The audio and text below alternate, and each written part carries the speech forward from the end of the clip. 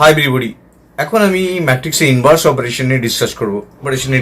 ম্যাট্রিক্সের addition, subtraction, multiplication আমি discuss করেছি।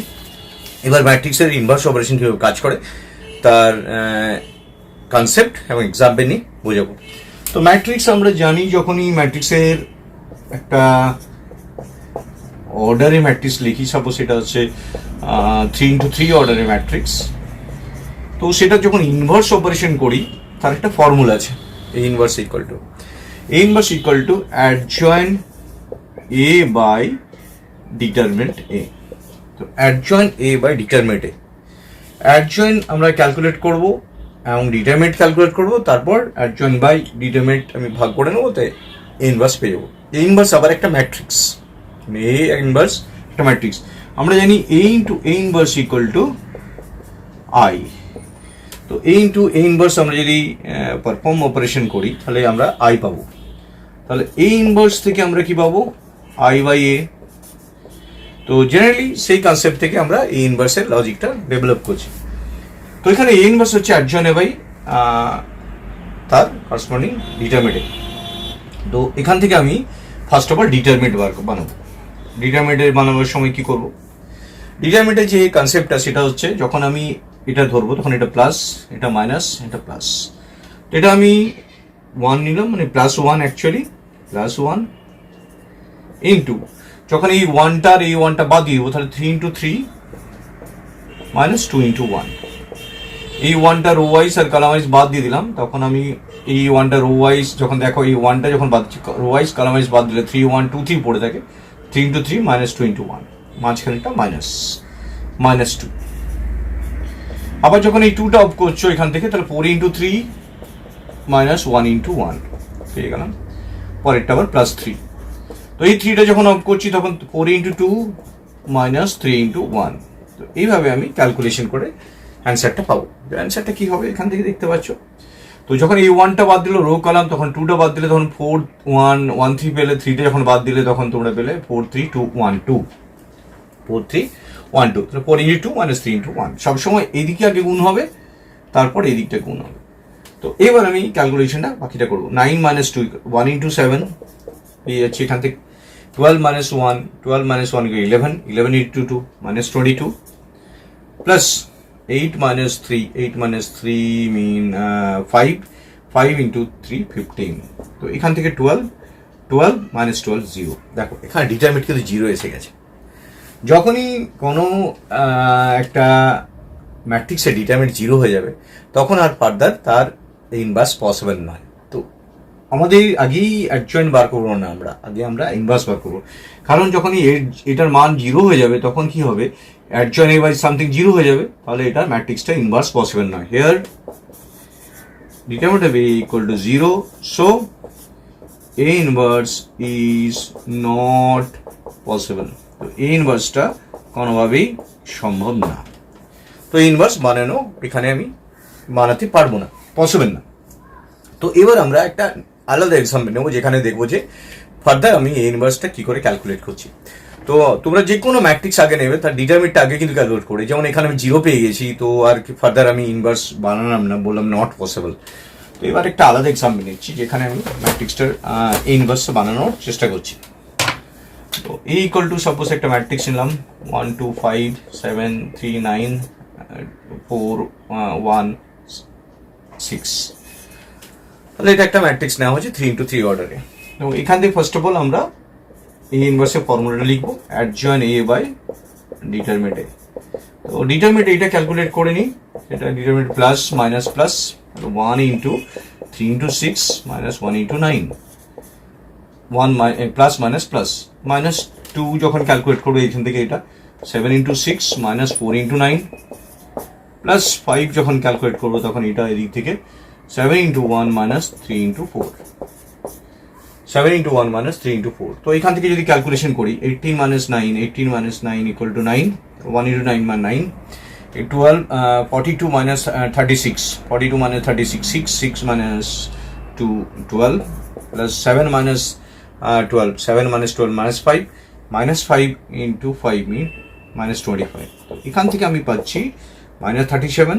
এখান থেকে -37 থেকে 9 বাদ দিচ্ছি, 37 দেবে -28। তো অ্যান্সার হচ্ছে এখানে -28। তো ডিটারমিনেন্ট এখানে যে ভ্যালুসটা পেলাম সেটা -20 পেলাম, যেটা নট ইকুয়াল টু 0। তো এই ইনভার্স পসিবল এখানে। আগে দেখে নেবো এটা করা যাচ্ছে কিনা। তাহলে দেখলাম যে যখন এই 1টাকে দিলাম তখন 18 -9, তাহলে এখানে 9 পেয়ে গেলাম। তো -2, এবার 2টা যখন হলো 42 -36, 42 -6 আমি 12 পেয়ে গেলাম। এটা হচ্ছে এবার পরেরটা যখন 5 বাদ দিলাম, 7 -12 মিন -5 -5 into -25 equal to -37 +9 equal to -28। এটা ইনভার্স করা যাবে এবার। তো ফার্স্ট অফ অল ডিটারমিনেন্টটা আমরা পেয়ে গেলাম। তাহলে ডিটারমিনেন্টের ভ্যালুটা আমি লিখে রাখলাম, ডিটারমিনেন্টের ভ্যালুটা আমি এখান থেকে লিখে রাখলাম -28। এবার আমরা পাবো, আমার ক্যালকুলেট করতে হবে যে আমার অ্যাডজয়েন্ট এটা। তো অ্যাডজয়েন্ট এই যে ক্যালকুলেশনটা সেটা কিভাবে হবে। তো অ্যাডজয়েন্ট এটা ক্যালকুলেশনটা একটা বড় ম্যাট্রিক্স ফরম্যাটে লিখবো, তার মাথায় ট্রান্সপোজ দেবো। তো এইখানে যখন 1 ব্যবহার করব তখন পড়ে থাকবে 3916। এই 1টা বাদ দিলাম, তাহলে পড়ে থাকলো 3916। তারপরে যখন মাইনরটা বানানো নেব, প্রত্যেকটা একটা ম্যাট্রিক্স মাইনর বাইরে হবে, তার করসপন্ডিং ডিটারমিনেন্ট। এবার 2টা যখন বাদ দেবো, এখান থেকে 2 রো কলাম দেবো 7946। তারপরে এবেলা যখন 5টা বাদ দেবো তখন 7341। তো এইভাবে আমরা আগে এটা ক্যালকুলেট করে নিলাম। পরের বেলায় কী হবে, পরের বেলা 7টা যখন বাদ দিলাম তখন 2516। তারপরে বেলা যখন 3টা বাদ দিলাম তখন আমি এখান থেকে 1546। 3টা বাদ দিলে 1546। আর 9টা বাদ দিলে এখান থেকে পাচ্ছি, 9টা যদি বাদ দিই এটা থেকে তাহলে আমি পাচ্ছি 1241। এবার আরেকটা রো বাকি আছে। এই 4টা বাদ দিলে কি পাচ্ছি, এখান থেকে 4টা বাদ দিলে রো আর কলাম বাদ দিচ্ছি, তাহলে 2539। তারপরে বলে এই 1টা যখন বাদ দিচ্ছি এখান থেকে রো আর কলাম থেকে, 1টা বাদ দিলে 1579। তারপরে 6টা বাদ দিলে এখান থেকে পাচ্ছি 1273। তো এটা প্রথমত প্রত্যেকটা মাইনরকে বানালাম, তার করসপন্ডিং ডিটারমিনেন্ট ফরম্যাটে লিখলাম। এবং এবার সাইনগুলো কি হবে, আমরা জানি -1 whole to the power i plus j, এটাকে আমাকে ক্যালকুলেট করতে হবে। i হচ্ছে রো, j হচ্ছে কলাম। -1 এটা হচ্ছে 1 নম্বর রো 1 নম্বর কলাম, -1 হোল স্কোয়ার মানে এটা প্লাস হয়ে যাচ্ছে সাইনটা। পরেরটাতে 1 নম্বর রো 2 নম্বর কলাম, তাহলে 1 + 2 3, -1 হোল কিউ মানে মাইনাস আসছে। তারপরে হচ্ছে 1 + 3 মানে 4, -1 হোল টু দি পাওয়ার 4 করলে এটা প্লাস হয়ে যাচ্ছে। তারপরে বলে এটা হচ্ছে 2 নম্বর রো 1 নম্বর কলাম, 3 হচ্ছে, 2 + 1 3, তাহলে এটা আবার মাইনাস এসে যাচ্ছে। তারপরে 2 2 4 এসে যাচ্ছে, আবার প্লাস। এটা হচ্ছে 2, এটা 2 নম্বর রো 3 নম্বর কলাম, 2 নম্বর রো 3 নম্বর 5 এসে যাচ্ছে, 2 3 5 আবার নেগেটিভ এসে যাচ্ছে। তারপরে হচ্ছে 3 নম্বর রো 1 নম্বর কলাম, এটা 3 + 1 হচ্ছে 4 এসে যাচ্ছে, প্লাস।